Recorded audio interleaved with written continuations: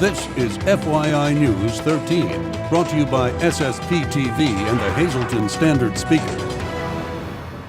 For your information, restaurants are big news in the Hazleton area right now. The Standard Speaker's managing editor is with us to talk about the community's appetite for that type of news.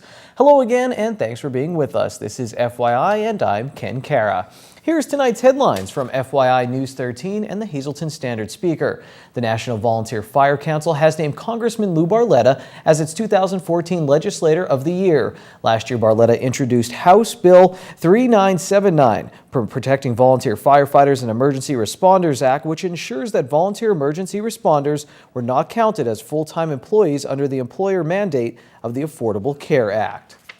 Meanwhile, some changes in Catholic education for the Diocese of Scranton. A letter was sent home Monday with students from Holy Family Academy in Hazleton informing parents that Mr. Thomas Kostick will now serve as the school's acting principal. The letter explained that effective immediately and until further notice, Principal Mrs. Mary Jane Kozik is on leave of absence. Head teacher Mrs. Carol Sedon will also assume some administrative duties. Meanwhile, the Diocese of Scranton continues to advertise on its website for a new superintendent of Catholic schools.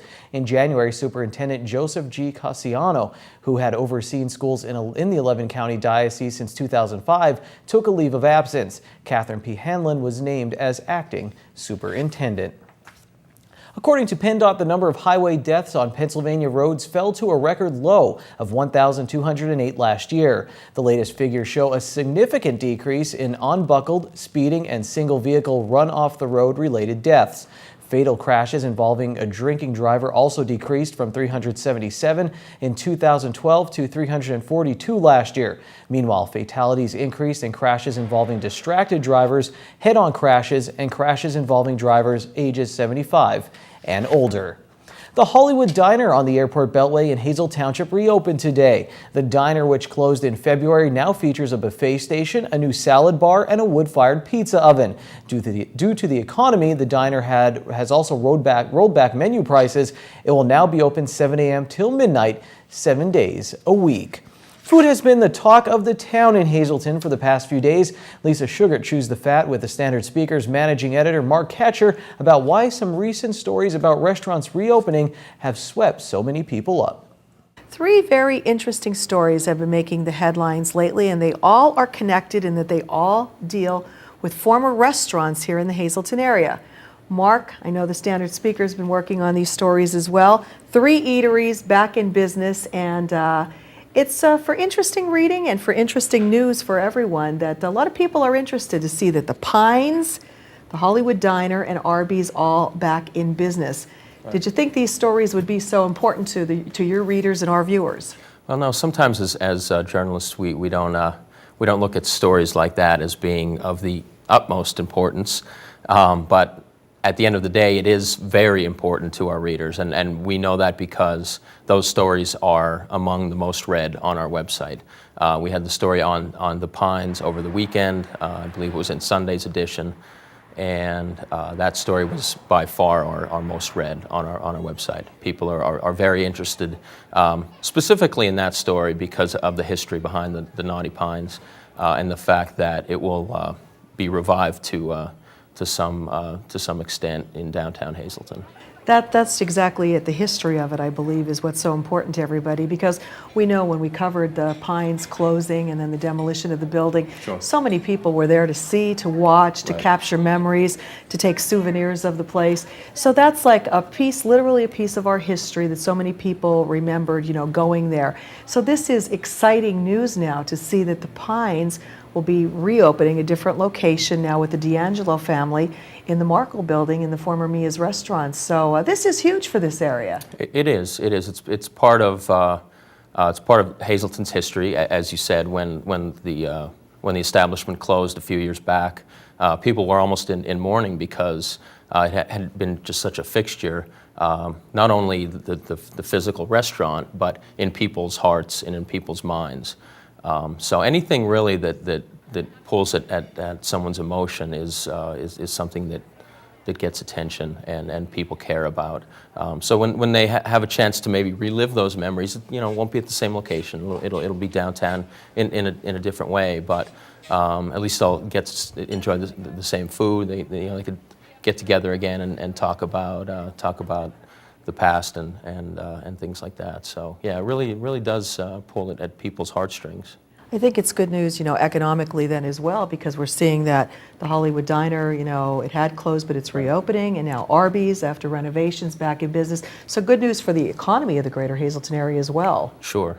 The Hollywood Diner got a lot of attention for many years because it had been built and then there was a delay in opening. And then finally it did open, and then after a while, I guess the owners filed for bankruptcy, and we reported on that. So, there's a situation there where we reported on the business, not just because it was there and open and available to customers, but also because of the attention it had drawn, because of the delayed opening and then the bankruptcy.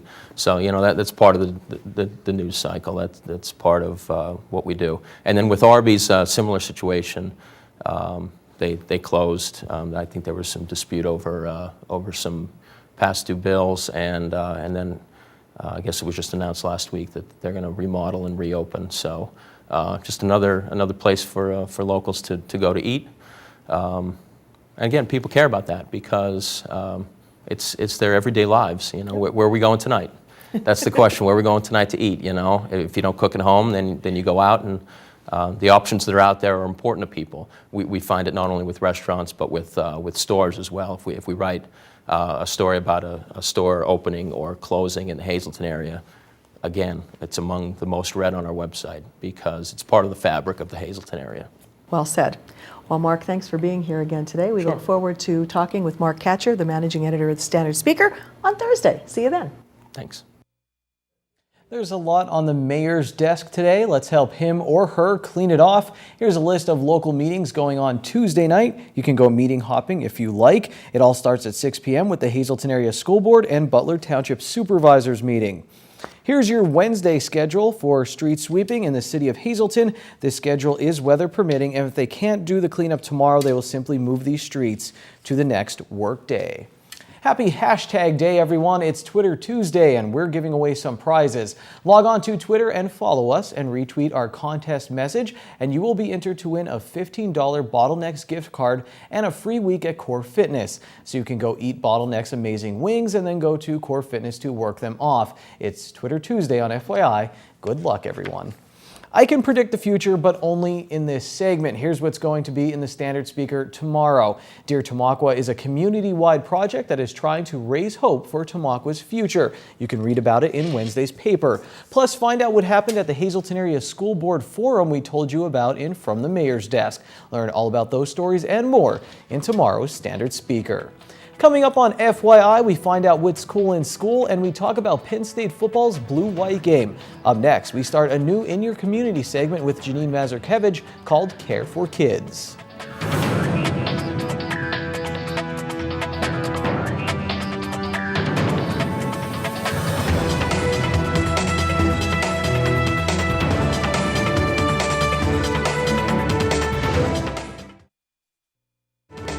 This is FYI News 13, brought to you by SSPTV and the Hazleton Standard Speaker.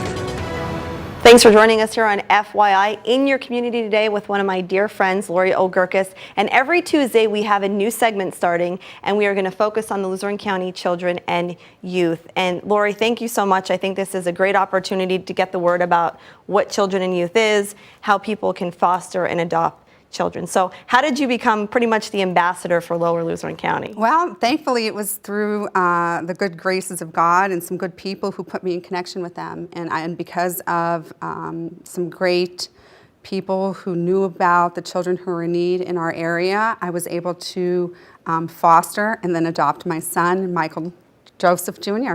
All right, and we've talked about this on a show before, but what I've actually seen you go through the process with adopting Michael, and you personally getting involved with Luzerne County children and youth. What would you like people out there to know about the program?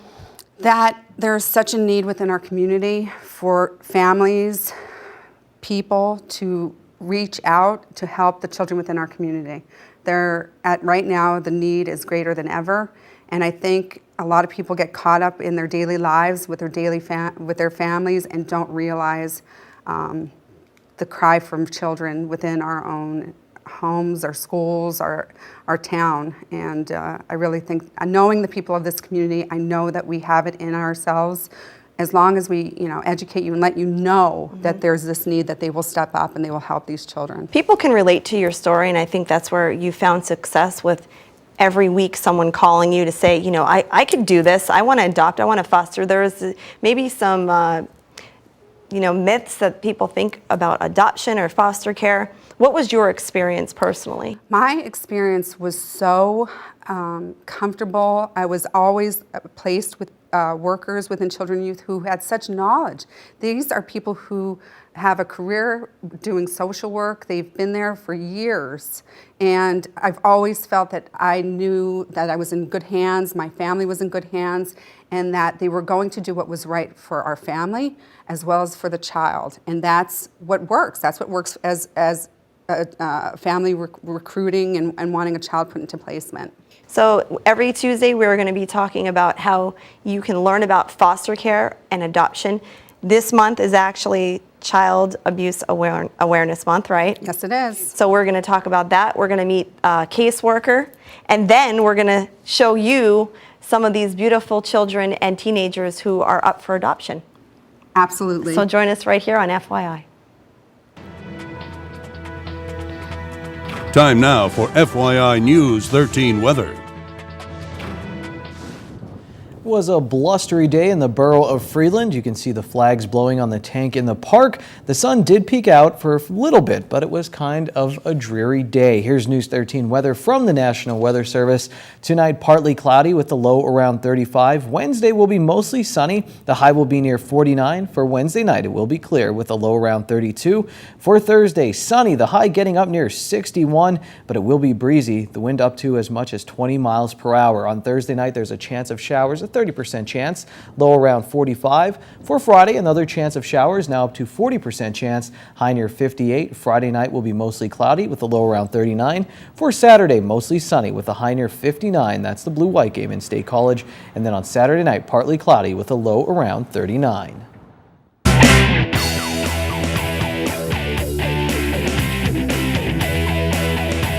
It was a Scrabble egg extravaganza at the Freeland Elementary Middle School, and we're here with the winner of the Scrabble tournament. This is Damien Caskey, and we have the runner-up as well, Mackenzie Youngcourt. Now, Damien, let's start with you. You said you played Scrabble. Why do you like Scrabble? Are you a Scrabble fan? Yes. What do you like about the game? Why do you like it? Because I like how you have to spell, and it helps you learn how to spell more. Were you always a good speller? No. Or did this game help you spell more? Yes. Tell me about your strategy today. How did you win? I mean, it was a long tournament against your classmates. What was the strategy today? I tried using the blocks with the most highest number that are worth the most. All right, so good Scrabble strategy. What words did you say? What was your favorite word you put down today? My biggest one was trails. All right, so you use trails. And coming over here to Mackenzie, how about you? Do you play Scrabble at home with your family, or? I play Scrabble sometimes. And are you a really good speller, or how are you at spelling? Do you get spelling tests? How does that usually go? I usually get hundreds. All right, what was your strategy today in Scrabble? What was your favorite word you used today? My favorite word, I liked all the words. Good choice. And tell me about you both are in the same class. Tell me about your teacher. Is this some class pride that the two winners came from the same class? I don't know about that. Who's your teacher? Miss Pavlik. All right, got you. And Damien, come on over. You had some other activities that you took part in. Say, what was your favorite other station you went to? The hopping one where you put the bag and you hop, the sack hopping. And why did you like that one so much? Because I like to, it's fun because you can't, run or anything. You just have to, jump in the sack, so it's harder. Did you play sports at all? Or Yes, I played baseball, I played soccer, and I played basketball. All right, so you got to test your mind and also had some sports with the sack race today. Mm-hmm. All right, and Mackenzie, what was your favorite other activity you did? My favorite one was the egg toss. All right, tell me about that. What did you do and what was the strategy there? There were 3 lines. In each line you had a toss. There were 3 baskets, a small one, medium, and a big one. So you had to toss it, and I tried to get in with the big one because that's the easiest. Are you a competitive person, Mackenzie? Kind of. Kind of, okay. Guys, congratulations, Damien. Can you spell friend? FRIEND. All right, well, we'll give it a go. Guys, thank you so much for participating. Congratulations. And that's What's Cool in School for this week.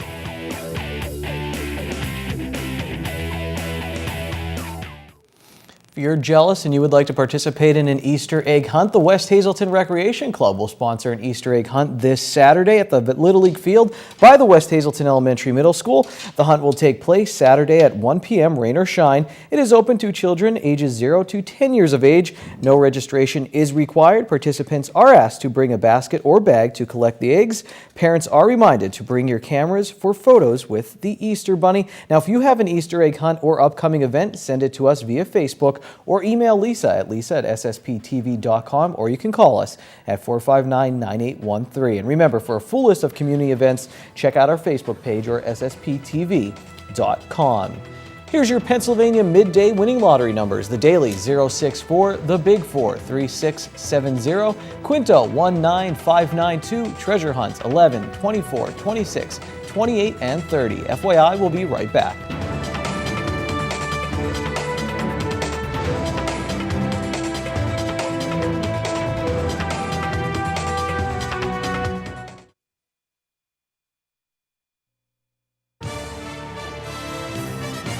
This is FYI News 13 Sports. It's Blue-White Week as Penn State gets ready for their spring football game, and you have 2 Penn State grads who just happen to talk about sports for a living here. Dave Seaman, sports editor of the Standard Speaker, and myself, both Penn State graduates. Big weekend for Penn State football. Dave, what are you most looking forward to at the Blue-White game on Saturday? I just think the energy level. New coach James Franklin's brought a tremendous amount of energy. His assistant coaches exude energy all the time. And I just think the fans that attend Blue-White game are going to see a lot of excitement and a lot of unknowns, I guess, but to find out who the new players are going to be. But just a different level of excitement and energy. That's what I'm looking forward to. It's funny you say that because I have some friends going up to the game. Usually this is a tailgating game. So if you get into the game, great. If not, you can watch it on the Big Ten Network. But a lot of them have said, I'm going into the game and for the specific reason to see the energy that James Franklin is going to bring. Let's talk about the wide receiver position. Allen Robinson, gone. I was looking. I mean, he was far and away the leading receiver last year. The next closest receiver was Brandon Felder, who had 312 yards only. Eugene Lewis back for Penn State. It's a big year that maybe he could make a statement. You said, though, that should be a position that they might be okay with the youth coming in. And I think what's going to help the receiver position is the strength at the tight end position, too. They still have Jesse James is back, Kyle Carter's back, Brenneman's back, Adam Brenneman, Wilkinson, who didn't play last year because of a back injury, Brett Wilkinson. So that position, and another highly recruited tight end from Ohio or New Jersey, Mike Gesicki, I believe his name is. That's going to help the receiver position. But they said that Eugene Lewis is coming off of a big game to end the season at Wisconsin last year, and he's the type of athlete too that he's a leader, and he could be a stud receiver for them. I think the strength of this team will be the secondary. I was impressed by Jordan Lucas. I was impressed by Adrian Amos coming in. I think the defense going to be all right. Now, depth might be kind of a concern there, I think, but what do you think on the defensive side of the ball for Penn State? I think the depth issues are going to be magnified. I think they were a little bit last year on the defensive line. Daquan Jones had a fantastic year last year, but he's gone. A lot of new faces in there. Like to see the big guy from Georgia, Barnes, Deion Barnes, come back and have a big year like he did as a freshman. But behind them, it remains to be seen. I think the next year, this would be the year that they would have the least amount of depth in the face of the sanctions. So we'll see how that develops this year. I'm excited to see Wortman at linebacker. Mike Hull just looks like a Penn State linebacker, so excited about that. Let's go to recruiting now, and how impressed have you been with Franklin? I was impressed with O'Brien, and when he left, I think a lot of the Nittany Nation, Penn State Nation, was concerned that there might be a drop-off. Franklin jumped right in and seems to be exceeding expectations. Well, he's walked the walk. I mean, he's talked the talk, and he's certainly walked the walk. He said he's going to dominate. First, he said he's going to dominate the state, which he's certainly done that. He's taken, I believe, 6 of the top recruits from the state of Pennsylvania already for the class of 2015, let alone what he did this year. So the energy, again, what he brings, and from what I've read and what I've seen, he knows how to seal the deal, and that he's going to be a formidable force, not only in Pennsylvania and the region, I think nationally too. I think recruits are going to be attracted to Penn State for years to come. Dave, I didn't realize it was April 1st. I went onto my Facebook page and I saw Christian Hackenberg transferring to Pitt, and it was an article sent me somewhere, and then I thought about the day, April Fool's Day, and I was relieved. I think Hackenberg had a great year last year, but I saw a lot of room for improvement. Would you agree with that there is a lot of room to improve for Hackenberg? I think so too. I think and he's the type of player who's never going to be satisfied. Knowing his father, having the opportunity to interview his father and watching his father play in high school, his mother was a standout athlete, so he has genes too. He's never going to be satisfied, which I think is one of his tremendous attributes. Obviously, he's very gifted too, and he's a great cornerstone for the program to build upon. But he's just a fun player to watch, especially coming off that last game last year against Wisconsin, where he seemed to put everything together. Penn State has more of that in store for 3 more years. That's going to be a treat. Some Coal-Region blood in him there, Christian Hackenberg. Dave, the big blue-white game, big blue-white weekend coming up for Penn State football. Happy Wing Night. It's Wing Night at Bottlenecks. Get $2 off your order of wings or all-you-can-eat wings and boneless wings for only $14.95. Bottlenecks wings are voted best wings in the area year after year. Good evening, everyone, and here's tonight's Talk of the Town report. First tonight, happy birthday to our own Sam Lassant Sr. This wish comes with love from your family, friends, and all of us here at SSPTV. One announcement for this evening, the Sons of American Legion Mountain Post 781 will be holding their annual roast chicken dinner on Sunday, May 4th. Only takeout will be available and everyone is welcome to attend. Cost for each dinner is $8 and includes chicken, potatoes, rolls, and dessert. For more information, please call 570-474-2161. That's tonight's Talk of the Town. News 13 would like to send sincere condolences to the family and friends of these recently departed. Irene L. Pieskowski of Ringtown. Mass is Wednesday at 10:30 a.m. in the St. Casimir's Church. Friends may call Wednesday from 8:30 to 10:30 a.m. The Orovitz Home for Funerals is in charge of arrangements. Mary Polisek, formerly of McAdoo. Funeral is Friday at 9:30 a.m. from the Damiano Funeral Home. Friends may call Friday beginning at 9 a.m. Robert F. Patak of Beaver Meadows. Funeral is Wednesday at 10 a.m. from the Frank J. Bonin Funeral Home. Friends may call Wednesday from 9 to 10 a.m. Virginia E. Ochner, Beaver Meadows. Funeral is Wednesday at 10 a.m. at the St. Gabriel's Church. Friends may call Tuesday from 6 to 9 p.m. at the Harmon Funeral Home. James R. Quinn of Hazel Township. Arrangements will be announced by the Frank J. Bonin Funeral Home. Denise Metz White of Hazelton. Friends may call Saturday from noon to 2 p.m. at the Joseph B. Conahan Funeral Home.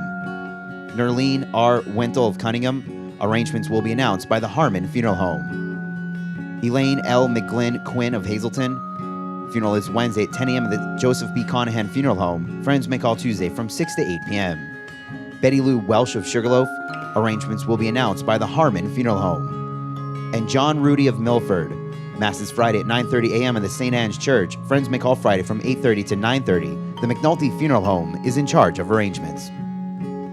Tonight's obituaries have been brought to you by the Smilax Floral Shop located on 15th Street in Hazleton. Palm Cross is now on sale for April 13th.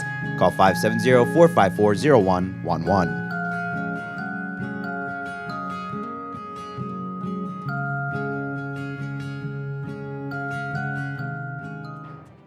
That's it for FYI for Tuesday. Let us know what you think on our social media pages. Remember, this is your town, this is your show. We'll see you tomorrow. Until then, take it easy.